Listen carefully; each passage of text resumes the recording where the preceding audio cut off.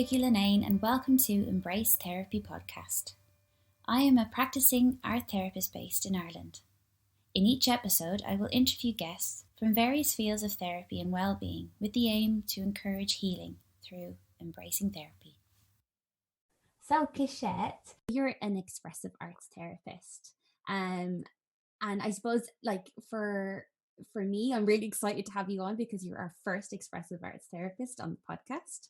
And you're new to ICAT in the sense that we've finally got you in the title as well. So we're incorporating, you in with the creative arts therapist, which just seems like it's been a long time coming, but it's great to have you there. How do you feel about that and being part of really ICAT now? Great. I feel amazing about it. It meant a lot in terms of recognition, more than I even expected it to be, but it's been interesting because when you invited me for the podcast, I was listening to some of the chats, and it was interesting to hear some similar challenges, because I would have thought before, I'm having those challenges because I'm not able to be a full member, It's interesting that we're, and I think it's more about, I think in small communities, in a place like Ireland, it's important for people to come together and join forces, and really we all, want the same thing and have very similar approaches. I think if you look through history in the past, there was a lot more difference, but it's kind of, things are coming a bit together. They are different, but they're, the intent is very similar. Yeah. I'm really interested to know what the differences are and what the similarities are between art therapy and expressive arts therapy. Expressive arts.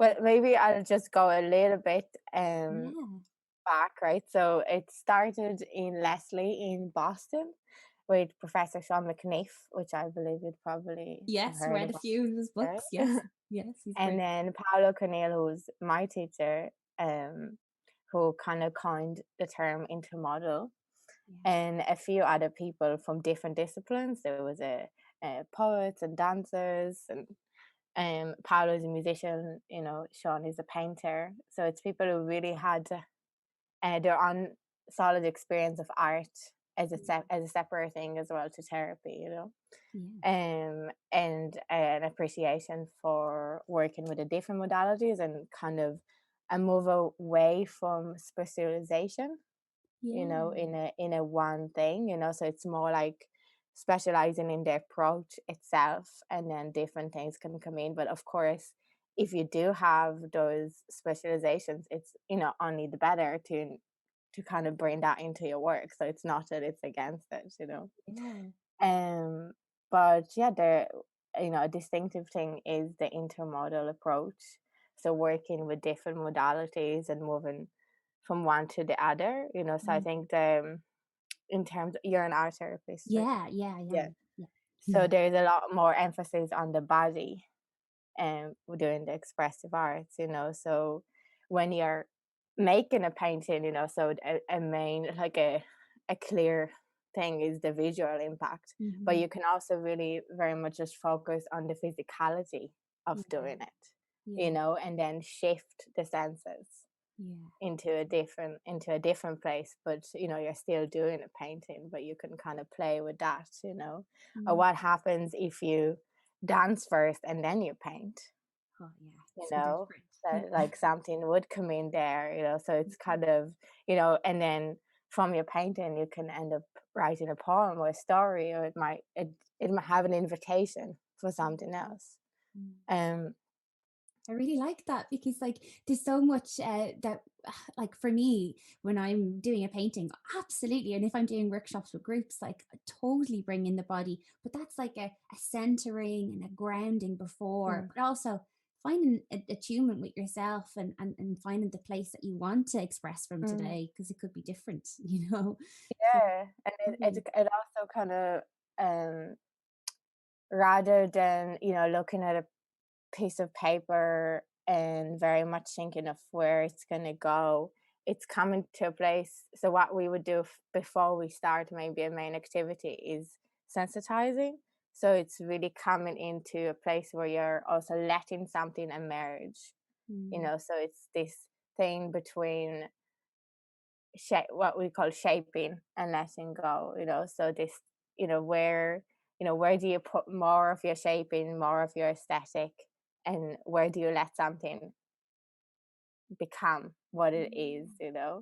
and by doing that, by letting something become, you have to also let go of your ways of seeing the world or your mindset or all those things that keep you really safe as well, you Mm. know to let something happen. Mm. So, so expressive art is more than self-expression. I think they were looking for a word that it was almost like expression in terms of action. So it's the same way as art therapy. It's about having an action, making something new, Yeah. like not telling the same story the same way you've always did, finding a new way and Mm. getting to know it, just learning from it, because when we're, there's so much emphasis on memory, especially in school, and then, and kind of reciting. And, Yes. we do that ourselves. And then there's less emphasis on imagination, so because if you're really relying on memory, then imagination, then you don't get to do something different or learn something different about yourself as well. So Mm. it's this place of um kind of having a safe environment where somebody can go into that, but also a little tiny bit of a push, which comes from the art as well. It's kind of a push that one can take in, that is in a much smaller scale. Yeah. Because whatever challenges we have, it comes in everything that we do. So you can have a hard time starting or a hard time finishing, but you're meeting that challenge in a place that you can overcome it and learn from it, and it's less intimidating as well. It's lovely to Yeah. incorporate that, like to be vulnerable.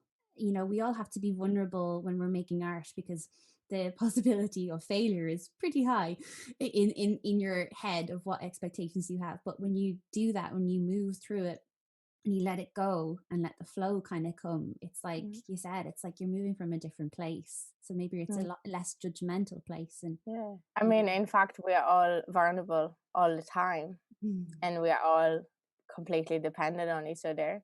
mm, But it's a story that is harder to stomach when you grow up in a society or in a place that kind of tell you, oh, be independent, and being independent means that you don't have to rely on anybody, you know, um, and we completely rely on each other, and it's very hard to make peace with that we are vulnerable, but it's mm. true accepting that vulnerability that also something else can happen, which is really difficult for anyone. Is it that you don't have to have any, it's a human condition, Yes, absolutely. being vulnerable, but it's the beauty of it as well, because then we can feel all kind of feelings, Yeah. um yeah, it's kind of, I was talking to some clients actually last week about the silver lining of a cloud, and Yeah. the silver lining of a cloud, it doesn't mean the cloud isn't present, but Mm. there is a silver lining, so it's kind of, you take it all in. It Yeah. doesn't, by finding the silver lining, doesn't mean that the cloud isn't there anymore. Yes, yes, Yeah. exactly. To take Because both. sometimes we could be like over positive, or by kind of like trying to find the best out of something, and that's fine, as long as we also accept all of it, you Yeah, know not just the reframing, accept the yeah, whole picture. yeah, Yeah, yeah. it's So lovely. would you say intuitively that you do end up incorporating other elements outside of visual art? Yeah, definitely. Yeah. Like I guess for me, like yeah, I kind of studied in dance. Like I would have done ballet for many years. So it's just in me to do that. Mm. And like even for my my graduation doing the MA in Cork, my final piece was a dance movement piece. I Brilliant. couldn't just do an image. I just had to move. So it was recorded into a video style, and it was like so movement definitely is part of who I am. So and I like using voice as well. So I bring in that too. Yeah. Great. Take inspiration from Kathy Malchiodi a lot, I think, as well. Yeah, because she's who mixes great. the elements, and she studied as well with Paolo. Yeah. Yeah. Tell us more, So because I know, but people might know. So you tell us more. so so all of these exciting things are all happening in Leslie, and then there are also Stephen and Ellen Levine joined that later on, and they also have contributed a lot to the philosophy of expressive arts. But Paolo then started the European Graduate School in Switzerland, and that's where I studied. And it's a residential program where you go over there for summers. And I work with my parents. So both my parents studied their journey with Leslie in Israel, because Leslie had an apartment over there, and they studied, but they finished their masters in Switzerland. So we were actually all a year below each other. So my mom started, then my dad joined the next year, and I joined the third year. So we were in each other's graduations. And my mom's thesis was about working with nature. My dad's was about storytelling, and my one was about photography at the time. So each of us did kind of took a thing and then worked with it in an intermodal way, working with photography in an intermodal way. But since then, we started 10 years ago, we kind of move around between those things, and for me, definitely nature is becoming more and more of a thing that I'm drawn to and wanting to work with and bring it into my work. So Vered is your mum, and she's done eco-psychology, isn't that right? Yeah, so her thesis was focused on working with nature, ecotherapy. There's like so many different ways of calling that. There's so we're incorporating nature. So the thing is, expressive arts, we get to work with everything, so we can just take any element and still have the expressive arts way of working with the element itself. Whether it's a paint or clay, or a paintbrush or a pen,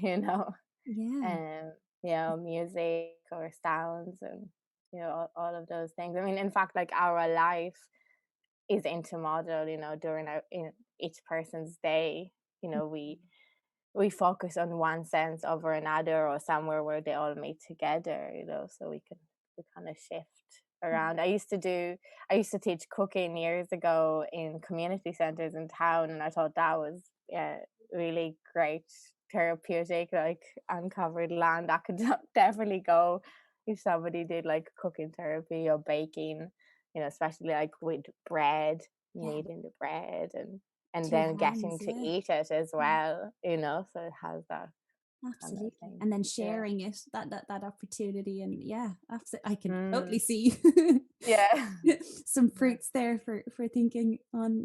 Definitely. That's gorgeous. At the time also, we set up a community garden, so the vision was that we grow the food, so the children get to see the food from beginning to an end, and kind of make that connection, because when you're growing up in the city center, it's like, it's so conceptual, like, where do eggs come from, what does a tomato plant look like, so you kind of, there's more of a distance to the process of what that means, and I always had this thing that we make everything from scratch, so we'd made pizzas, but you'd have to make the dough, or so it was kind of breaking it down, and it was good. I was thinking, like, when I was kind of preparing myself a bit for this podcast, of how so much of the different things I've done come into how I am, I guess, as a person, but also as a therapist. Like, I've worked with people with autism for many years. Yeah. And with that, you know, you really have to um, understand the perspective from the person's perspective. It's very person centered, you know, and that, but that is true to anyone, you know, that is true to any person that you work with, or being trauma informed. That is Mm. true to any person you're going to work with, you know, these kind of those little bits that come together into Yeah. kind of your own personal approach about things that you really learn from the people you work with. Yeah. Yeah, absolutely. Learning Mm. from the people that, uh, you know, your clients, the people that you work with, the communities, even in that, idea that with the children as well, like using all the elements from the garden and everything. It's lovely. So Mm. yeah, just taking things that we learn from in different like settings. So like, from that, it does sound like the expressive arts does that as well. It's like it takes the creative writing from poetry and it incorporates that, and it takes the dance from the dancers, like, so it's lovely to have that experience yourself in your own life of like, this is Mm. who I am. I'm holistically going to put these all together and incorporate that into the therapist that I am today. Just like Mm. your actual training, the expressive arts therapy Mm. did that as well. So it's lovely. Yeah, it was great at a time because I studied art, and I always was pushing into more of an intermodal approach. And at the time when I found expressive arts, I was just so excited to have that space to, to not having to explain, why do I want to move a picture, or, but I think in terms of also the art, contemporary art, it's just going further and further into more of a much more interdisciplinary practice. It's not so separated in that way. Yeah. Yeah, it's another thing to mention is also that expressive arts is phenomenological based, so it's very much um the the experience of like learning. Sorry, let me see. The study of the moment as it appears to you now, Yes. so even if you are going back into something that happened in the past, you're always visiting it from the present of where you are in this minute, in this moment in time. Mm. And then within the same, on the same wave, it's also that whatever you make can have multiple interpretations, because wherever you are is different. So you might see something else would speak to you, Mhm. something else will come. So we're not coming from like a Freudian place of the unconscious, but Yes. of course the unconscious express itself in the conscious. So it's kind of, but it's coming from um, a different place of kind of approaching it, you But know. still having it, awareness of that being present, because it's who you are at that moment. Your conscious can come. So, It's the yeah. study of your Yeah. conscious and what you bring in, and it's very much about the client making those connections and those meanings, and we don't see the artwork as like a reflection of the person. It's a part of it. That's the thing again about the expression, that it's more than expression. It's a conversation, it's a relationship. So it's not like a mirror image, which is how I guess historically that was looked at in this way. Mm. um yeah, and so it's kind of, it could be like a snap moment of where you are right now. Sometimes myself, when I make art, I can kind of, when I look at it, I could see all the different things that I'm going through kind of coming into what I make. Yeah. But sometimes it's not, so it's very much about the experience of doing it, the learning that comes through doing it, but also the object itself at the end, and kind of the conversation that happens between the person who made the work and the work. Yeah. So So the the work reflections. gets a lot of emphasis in expressive arts. There is like the third, so there is like the artwork, the client, the therapist. So the work gets like its own kind of presence and stage. I feel personally working with the art that I'm always in collaboration with the art as well. That it's not kind of me on my own. There's like those incredible tools that have a lot of presence in the work. Yeah. Absolutely. And once the art image is made, then there's that space for that reflection. So there is that in like a typical session with expressive Well, we call it harvesting an aesthetic response. And we have so I guess we have like a bridge into it and a bridge out of it. So there's kind of it's what we call the architecture of a session. When the person comes and you meet them where they are, which would there might be a conversation part in that moment, and then there is kind of a move away from their reality and that experience into what we call decentering, which is the art work, with starting with sensitizing into just getting into the senses and into the experience, into the body, and then going through this experience of the making. And then there is another bridge kind of starting to come into your own moment. So it starts first with kind of really conversation about what literally happened. You took this paint, there's more of that, you were first moving, kind of what happened, not interpretation of what that means, just literally what happened, which for some people that is actually much harder. We want to be like, oh, when I did that was exactly like, we want to start kind of make meanings, but sometimes when we do that too fast, we actually are not kind of in a quiet enough space to really take in what just happened, so we kind of bring our habitual way of thinking and try and put it in, but it's kind of like how to slow down that process to really reflect at how it happened. Maybe there were some challenges. How did you overcome them? How did you keep going?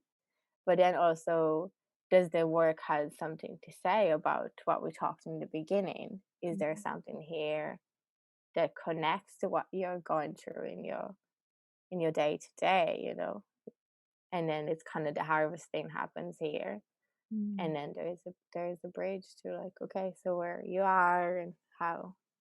I'm sorry, I'm using all those hand gestures. And I'm like, no one can see what I'm doing.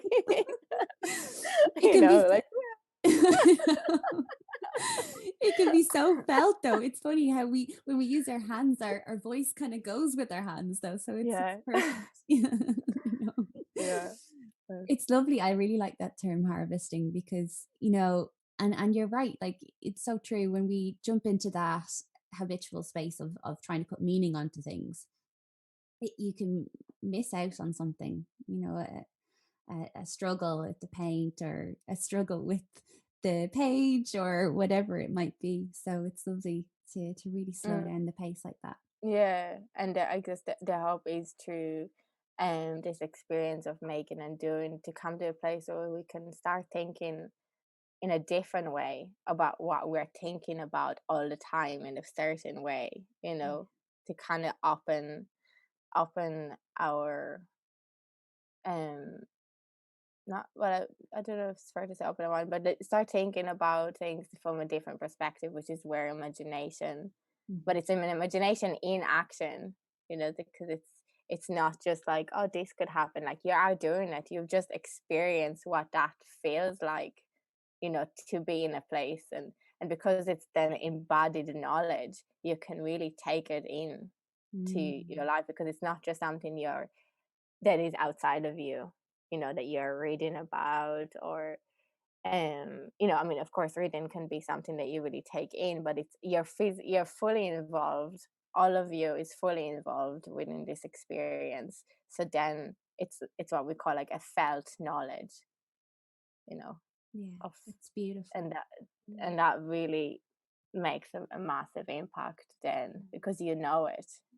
You know you're going to be okay, and you might feel really bad right now. You might have really difficult experience, but you know you're going to be fine.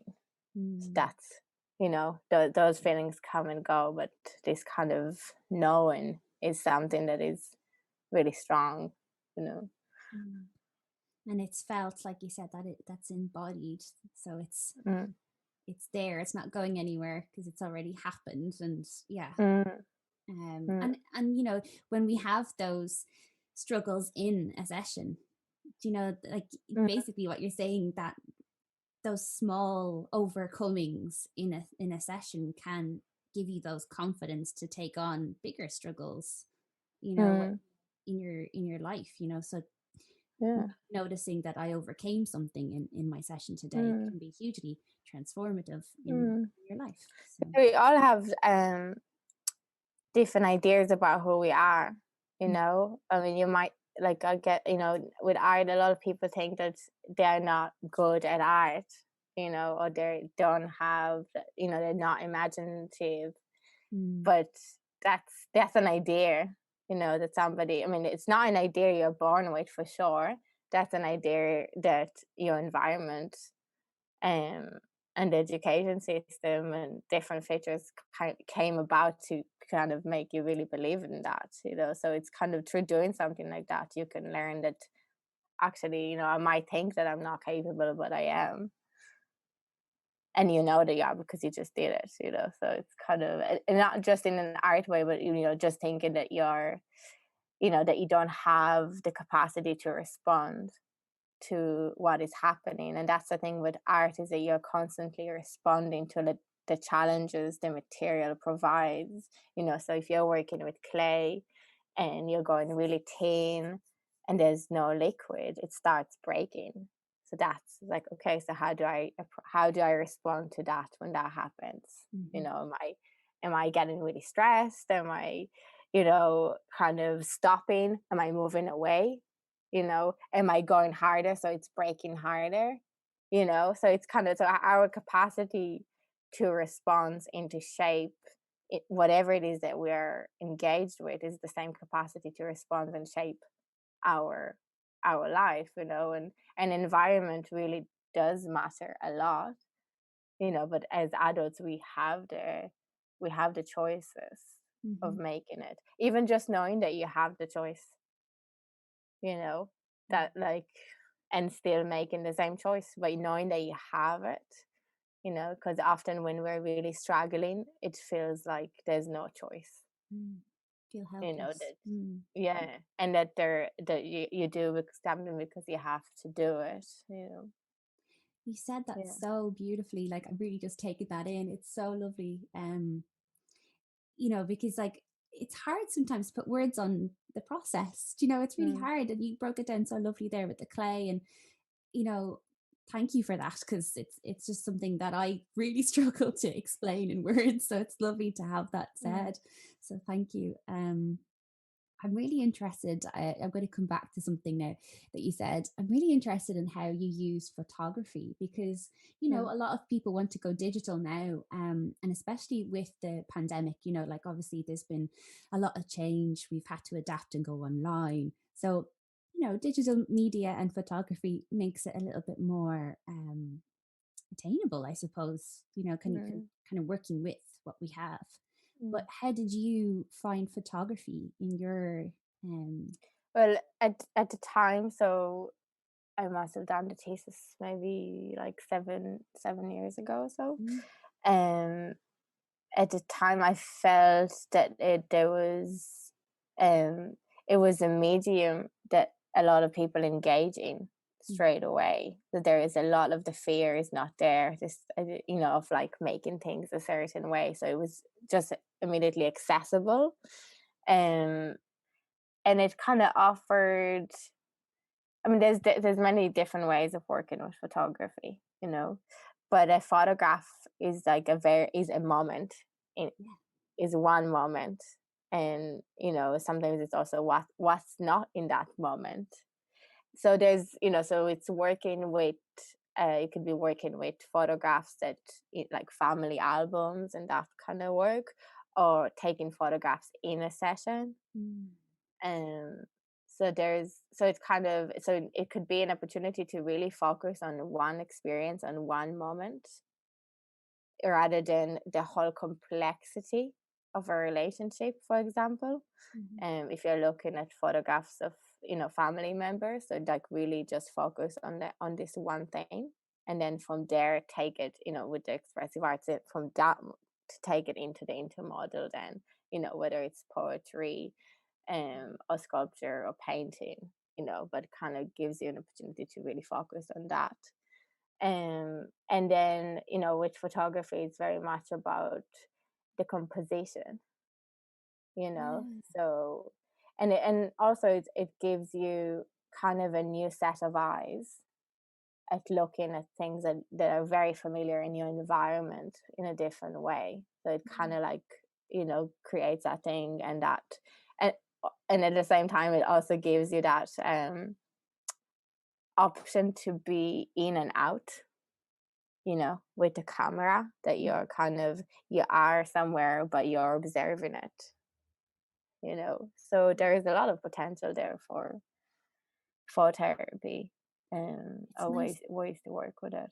the distance that it gives you as well, especially when it's, I can imagine working with trauma as something in that area, whether it's like, a childhood trauma or something, and that distance, like, with the family portrait or Mm, whatever it might be, even though you're bringing it into the here and now, it still has a little bit of that distance, and you have that mm, choice to bring it in fully, or I don't know, it just seems very gentle and yeah. appropriate with It that. could be also kind of confronting, Mm. because if you're photographing yourself, Oh, sure. right? So if you're working through drama and you're doing different characters, and you're not really looking at it, but if you're taking a photograph of that, and if you're, let's say, kind of playing like your parents, like your mom and your father, and then really looking at it, looking Ah. at the photograph of yourself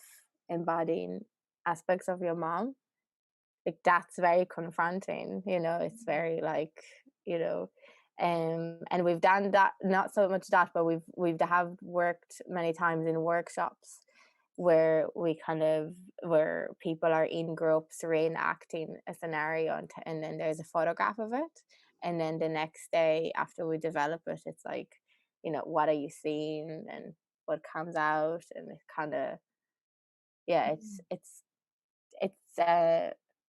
unless you're photographing something that is very a long exposure, um which could be a bit more interpretational, like a painting. Photography is everything that we see, the way what we see with our own eyes, but composed in a specific way. So it's kind of, but it has that, in one way more confronting, more of the present, more specific, and another way it gives you a step away. So I, it's yeah, the it's best thing yeah, to work with. it's blowing my mind right now. Yeah. But the thing though with photography is, when I did photography, I did I developed my own films and I worked in the lab, and so it was very physical for me. It was all about working in the dark and for hours and losing a sense of time, and it was a craft. So for me, when digital photography came, it was um I struggled with it to begin with, but then I understood that it's not to be compared. It's two different things, and in a way, that's the thing with online therapy, and in person therapy. Mm. It's not the same thing. Let's just put that straight away. It's not the same thing. It doesn't mean that there isn't many things that could happen. It doesn't mean that you don't that you that it inhibits you from really feeling that somebody is holding space for you, but you're not in the same space, and also you're not in a neutral space, because the client is possibly in their own home. So, but at the same time, it gives potential for something else to happen, and for some people it even works better. So, but that thing of like, we don't need to compare digital photography and analog photography, online therapy and in-person therapy, art therapy or dance therapy. They just give you different things.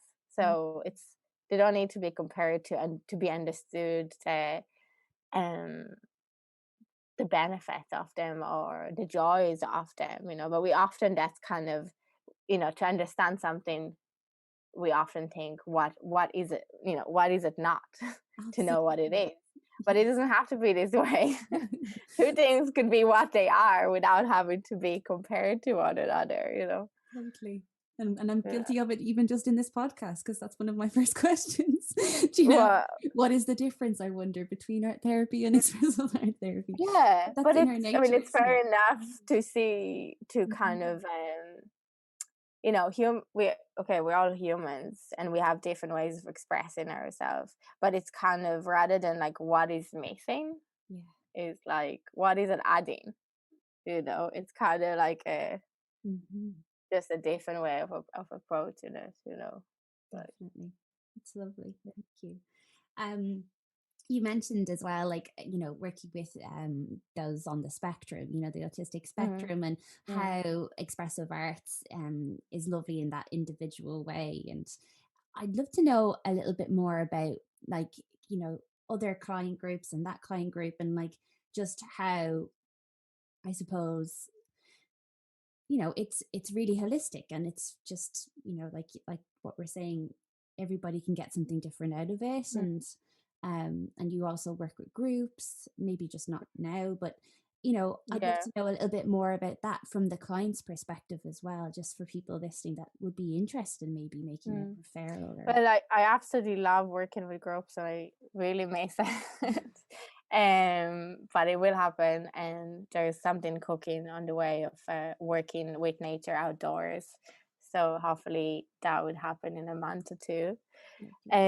Working with individuals, adults and children, I've definitely have found it hard to say, oh, those are specifically the people I work with. It's always like, okay, who is your client group?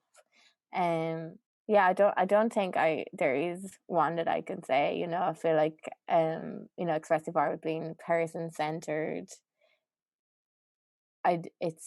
I've worked with really diverse people, diverse ages, and but of course it's also what the client brings into it, and how, their intention there, which is different again when you're working with children who might have not made a conscious choice of it. So it's kind of, it's really is for anyone, to, with whatever it is that they're walking with, to bring that into, anyone who is maybe in therapy now, who is struggling with the cognitiveness of it. Is, it could be somebody who is going to therapy for many years, but they're not getting a different kind of experience out of it. So it's kind of, it does, language is important and it's a big part of it, but it also kind of putting something on its side. It's something that you thought, this is definitely a fact about me. It gives a potential for that to happen, for this alchemy to happen.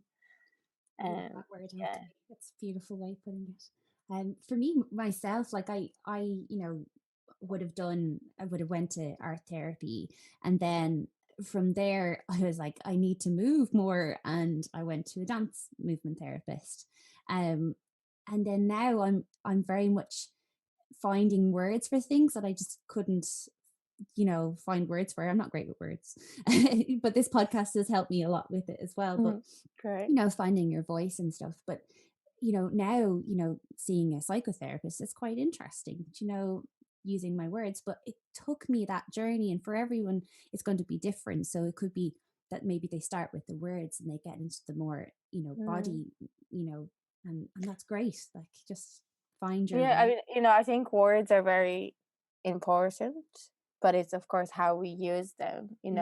We often find so many more words to describe a negative or difficult experience, and when something is good, we just go, oh, it's great, it's amazing, and we don't build the vocabulary to describe all these brilliant moments that happen in our life, you know. It's like, you know, when you want to write something positive, you could just use 3 words and you're happy, but negative gets a lot more attention. So it's also in the conversation, in the language, is where we, you know, what are the questions that are being asked? Is it resource oriented, you know? And like, how are you here today? What were the moments that are moments that really gave you the power to continue on, you know? Like, can we break that down, or say exactly specifically what it was that really, you know? And for often it could be very similar things, like being seen, being validated, being accepted, being treated equally, you know, somebody still being able to have the crack with you, have a laugh with you when you're going to, you know, and not seeing you only as somebody who's having a hard time. It's those moments mean so much to us, but we don't give them this equal amount of space and words and thoughts, and so That's so true. Yeah. yeah. Because I think conversation is important, but it could also be something that makes us like stay in that swamp, Mm-hmm. you know. So it's kind of how you go into that conversation. Yeah. But it's important, but the words are a very important conversation. It's important in meaning making. It's important in kind of, in if, you know, there's something you want to start talking about with others. Sometimes therapy could be a great place to find those words for yourself, to know how to come out from that place, you know. And so it's, yeah, so I think for me, they're important in the beginning in terms of validation and hearing somebody out, but then they're more important at the end, after somebody has had a different experience of something new happening, of making something different, of really being there, and then bringing in words from that place is very valuable. It's like that arc again, isn't it? You know, yeah, Yeah. it's lovely. You know, and like obviously you bring in the writing into it, which would be very different. You know, like I might bring it in a way of like, I wonder would that piece have a title, or you know, you try and bring in words here and there depending on how long you've been, you know, seeing someone. But for you, it's, you know, that opportunity is always there. It's a possibility. Yeah, really it nice. could happen as a conversation. So for example, you make something, but then you have a conversation with it through writing. So you ask your work a question, or maybe the work suggests a question for you. So it's really sitting with something and really seeing it for really being in that moment and see, does this work bring a question? Is there a question emerging out of this creation? And then through writing, having a back and forth with it. Or it could be a different way. It could be like picking, you know, picking a few words from, maybe suggestions of word from the word created, and then creating a poem out of it, or a story. Or but you do have to be really there to see a story being unfolded in your work. Sure. Like, yeah. letting that happen. Yeah. Um, It's like a really nice way to think about life, that life unfolds itself. You know, it's like, it kind of, for me, when I think about it that way, it creates an opening, creates a lot more space to think of it as this, again, I'm using my hands, but this movement of like an opening, yes. you know, rather than like building in this way. Yeah. That's so true. It makes so much sense. Keshet, this has been gorgeous. Thank you so much. I could sit here and chat with you all day. Yeah, you just put things so lovely in such a lovely perspective, and just I have a lot to think about now. Yeah. Great. It's been great talking to you. Yeah. And Oh, I'd love yeah, it. interested to know more and you know, and coming from dance into art and for you as well, and kind of finding where I think once you work with the body, you can't not include the body into absolutely everything that you make. I mean, it's how you make anything, you know, so it's like it's a center for me. It's a center. It's like it's very it's where it comes from, you know. It's where we I'm going back to the image of you in the kitchen, and I can see you like making the pizza but like moving your whole body. So like, it's like getting into the rhythm, you know. And it could be clay work, can be like that as well, like just matting the clay. Oh yeah, absolutely. And then like you said, like that idea of bringing it outside and the possibilities of that as well, like finding clay, digging clay, and all that kind of stuff. We've done that actually when we held the symposium in Kilkenny a few years ago. We actually got clay out of the forest, and there was something so nice about it. Of course, there was all kind of things in it as well, all kind of creepy crawlies. But it was just so nice working with the earth, with the space, the work, like, you know, it's always in relation to something. It's never you're working with a person in isolation. It's always within the environment, and what the environment has and the land has and the story of the space, you know, wherever you're working. You know, I gave workshops in Peru a long time ago now, but then it was important to incorporate the land there, you know. And now living in Ireland, it's important for us to incorporate the story of this land, you know, that it's kind of, it has the cultural aspect as well. Yeah, and like it's so true. Like even if you just think about the rooms that we rent, you know, like for our sessions and that, and the context or the history of that room, you know, the culture of that room, what was it before? It's something I even in the past I've had to deal with, you know, coming into a room that was an art room, you know, and that expectation of art being on the wall in that room, and having to like completely accept what it was but move into a new kind of space. So it's the environment absolutely is so much to do with it. Definitely. It makes me like, I don't know, listening to it immediately makes me think of all the church spaces, you know, and still like some of those spaces to have been like converted into something else, but like the presence of a space, you know, and what it has to offer there as well, you know. It's, you know, I think the environment bit is important because you're not trying to, with your client, you're not trying to create this like perfect bubble where life is amazing, you know. It's kind of, it's, you know, life is all of that. Life is all those disturbances as well. So it's kind of, it's bringing a sense of presence into all of this chaotic life, you know, rather than like going off to the hills and and you know, and finding your pace when there's no one else there, you know, which is which so many do. I know. All right, so we have to like so thank you, it's been lovely talking to you, and how will people find you? I'd love for you, like, I know I have Expressive Arts Ireland. Is that expressiveartsireland.com, Expressive Arts Ireland, Instagram, Facebook, at gmail.com. Brilliant. It's all there. So come say hello. It's been a pleasure, and I wish you well, and hopefully our paths will cross sooner rather than later. Yes. Yes. I'm excited to hear about what's been worked on in the background now, and to see the fruits of that. So thank you so much, Keshet. Thank you, Vicky. Take care. Good luck. Bye.